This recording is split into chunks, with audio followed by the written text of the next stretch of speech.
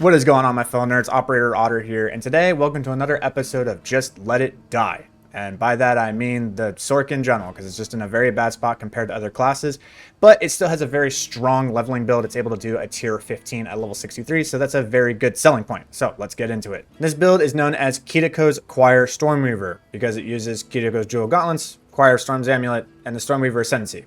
Go figure. For this build guide, we're not going to be going into the specifics of every single roll on your gear, the gems, every single passive skill tree point. We're not going to be doing that. There's a Mobilix build link in the description below. You guys can read. There's no reason to be redundant. What we are going to be discussing is the philosophy behind the build, why the build works, some of the more advanced mechanics, and how to play the build properly rather than just what to put into the build, as I feel that is a much bigger part into how to play Path of Exile than just put on the gear, destroy everything.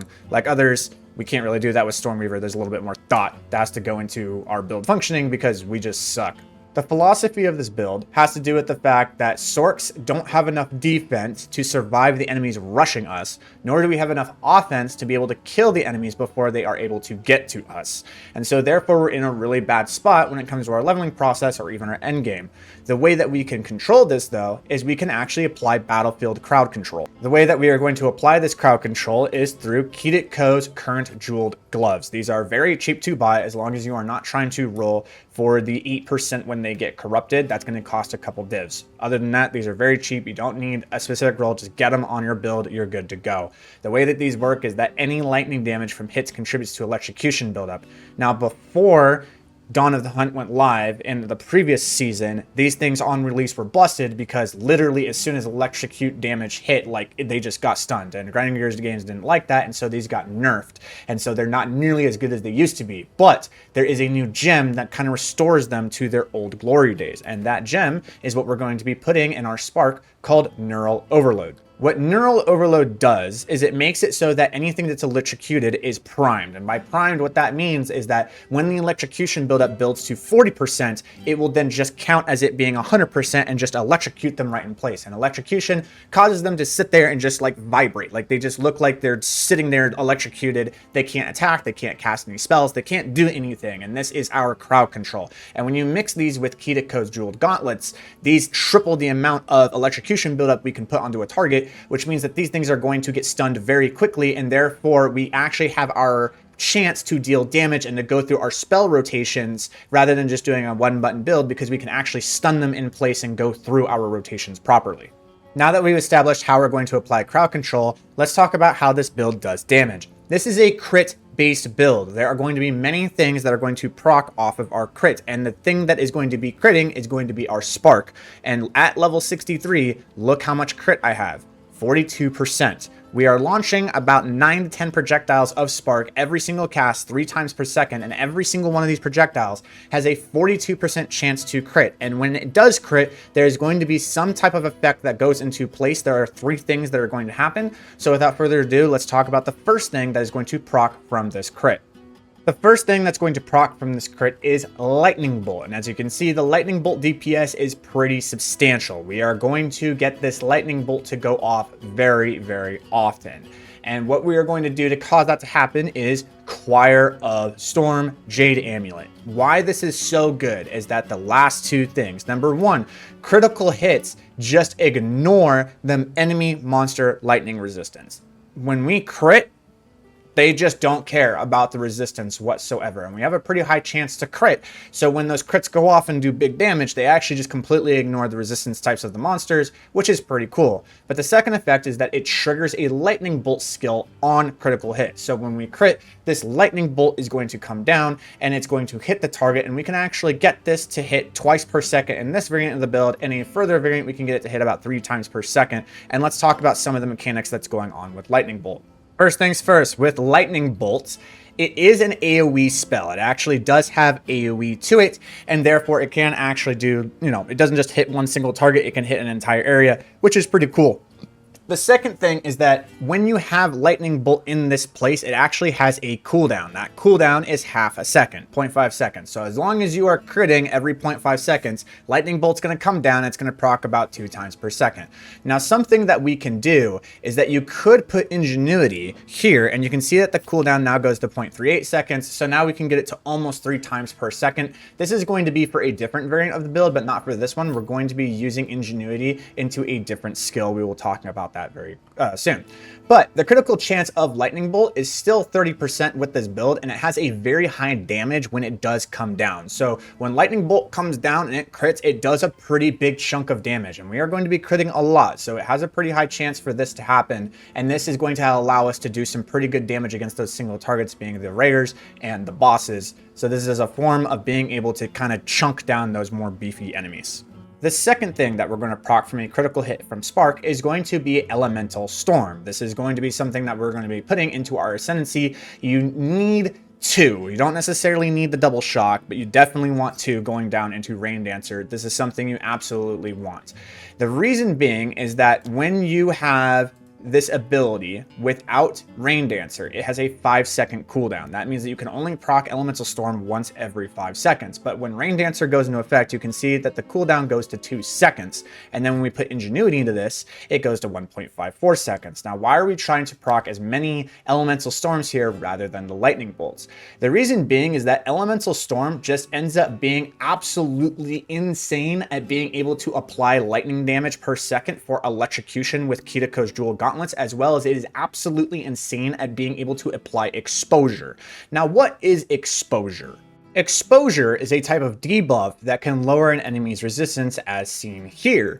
But what's cool about exposure is that it can actually throw the resistances into the negative. When you read the bottom of the first paragraph, being like most resources of resistance reduction, this can cause the enemy's resistance to become negative. Multiple sources of the same type of exposure cannot stack with one another unless otherwise stated, so you only get one application of the exposure, but the strongest version of the exposure will be the one that applies. And we're going to utilize this with Elemental Storm with Strip Away, because this is going to be the thing that applies exposure as so well, and we're going to increase the effect that exposure has from the Elemental Storm. But there are some things that we need to understand about reducing elemental resistance and what it does to our damage, so let's talk about that. So here I have a chart of basically how resistances work and the damage that's going to be applied with the damage things that we have. So we have an enemy that has a base lightning resistance of 30, and the damage that we are dealing is going to be 100. So the first thing that we're going to talk about is penetration, and we can get penetration in the skill tree being like right here and at the top being over here.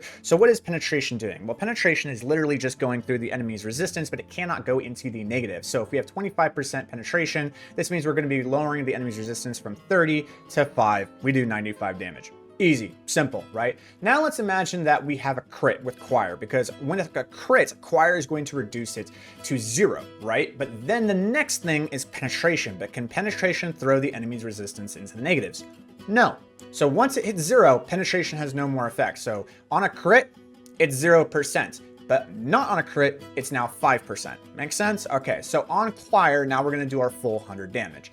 Now let's imagine we have exposure. Now the order of operations here is exposure, then penetration, not the other way around. It's not penetration first, then exposure. It's exposure, then penetration. So exposure is 30%, as seen here. That reduces it to 0, then penetration goes into effect. Does penetration do anything at 0? No. All right, so the resistance is 0. We do a full 100 damage. Okay, now let's imagine that we have penetration, a crit on a Choir, and exposure. Well, exposure is actually the first thing that applies before Choir. It's not Choir, then exposure, unfortunately. We thought that's what happened. It's not. We tested it. I tested it. It doesn't work that way. It's exposure, then Choir. So what happens here is that exposure is going to take the resistance from 30 to 0, and then Choir hits. It's already 0, so nothing happens. So we're at 0%, 100, good to go. All right, next is going to be conductivity, which is a curse, then exposure. First thing, curse, then exposure. All right, So the curse is going to reduce the resistance from 30 into negative 25. And then from there, the exposure can reduce it further into the negatives to reduce it to negative 55, which pushes our damage to 155. This is a very big damage game, which is why we like curses and exposure. Now let's imagine that we have penetration or penetration and choir with conductivity and exposure. Well, conductivity and exposure apply first. They're in the negatives. Does choir have any effect? Nope. Does penetration have any effect? They're in the negatives. It doesn't do anything. It only reduces it to 0.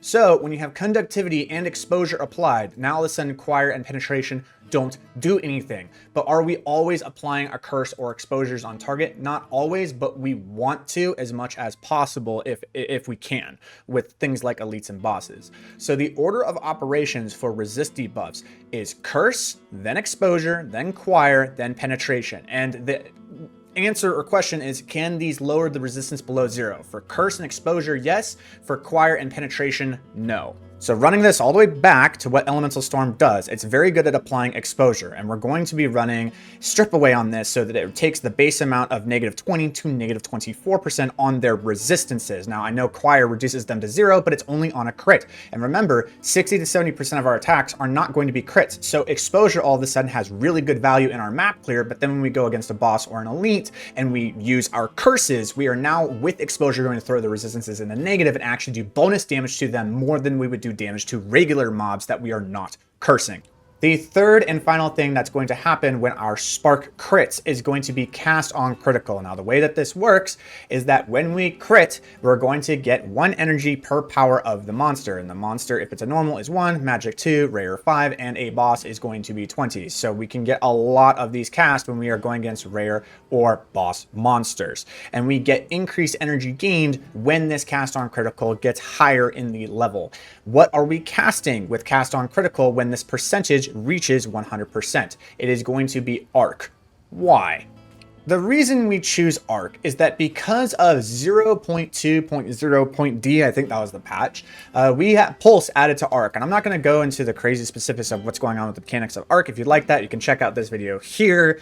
All of the suspicions and things I had in that video were actually confirmed. That's exactly what's happening, which is wild. So yay on my intuition on that, I guess. I don't know. Anyways, the point that I'm trying to make here is that arc now becomes a quadratic scalar with density because of how pulse functions, which means the more things that we fight, the more damage that we deal when things are shocked. So how are we applying shock? Well, the thing is that with our spark and our branching bolts and our orb of storms and increasing the effect of the shock and our lightning bolts having conductivity with more shocks, we have 3 forms of lightning damage that are going out in the initial thing, and things are getting electrocuted because of the jewelers. So as we're doing our rotations, we're getting all this lightning damage out, which means the shock gets applied. And it's not just 1 shock, because no, we are actually running strike twice in this, which means that we have 2 shocks.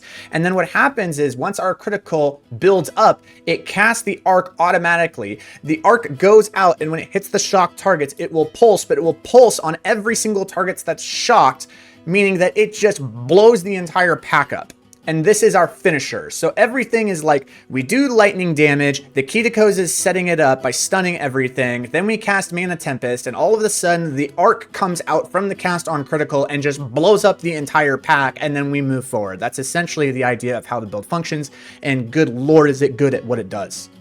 All right, some last minute things before I send you off on your way to enjoy the build. We're going to talk about some weapon swapping things that are happening with our spirit and with our talent points and with our skills and stuff like that. So let's get started. All right, so first thing, let's talk about passive skills with our weapon sets. I want you to imagine you have 100 points, but 20 of them you can allocate to set 1, and 20 of them you can allocate them to weapon set 2. But you have 80 generalized points. So these little like yellow lines that are happening right here, these are your general points. This is going to apply to both weapon sets. But then what you can do is with that 20 points left, you can come up here and you can click weapon set 1. And you can say, hey, from this point, I actually want just weapon set 1 to grab these offensive powers being right here and right here. But then what I do is I want to go to weapon set 2, and I want that to only apply to this curse stuff. I don't need this stuff with my weapon set 1. These are points that I don't need here, so I'm going to use this with weapon set 2.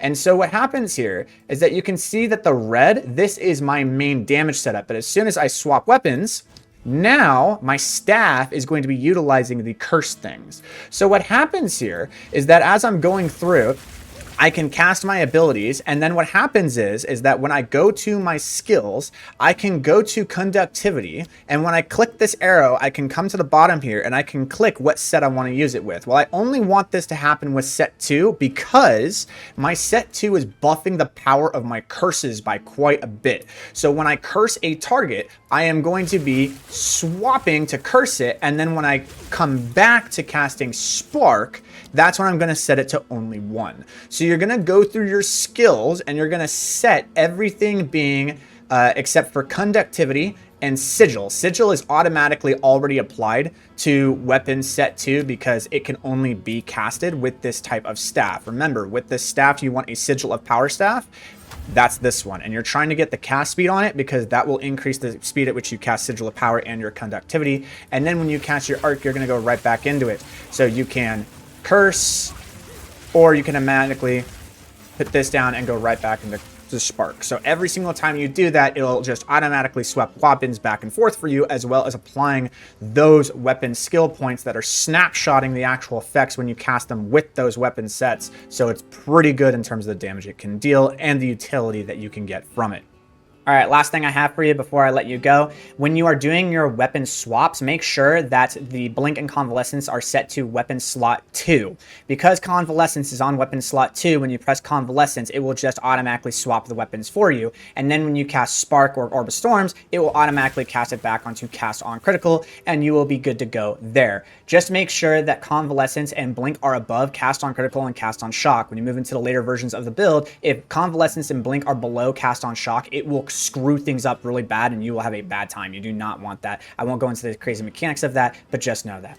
Other than that, that's all I have for you. I hope you enjoy the build. Operator Otter,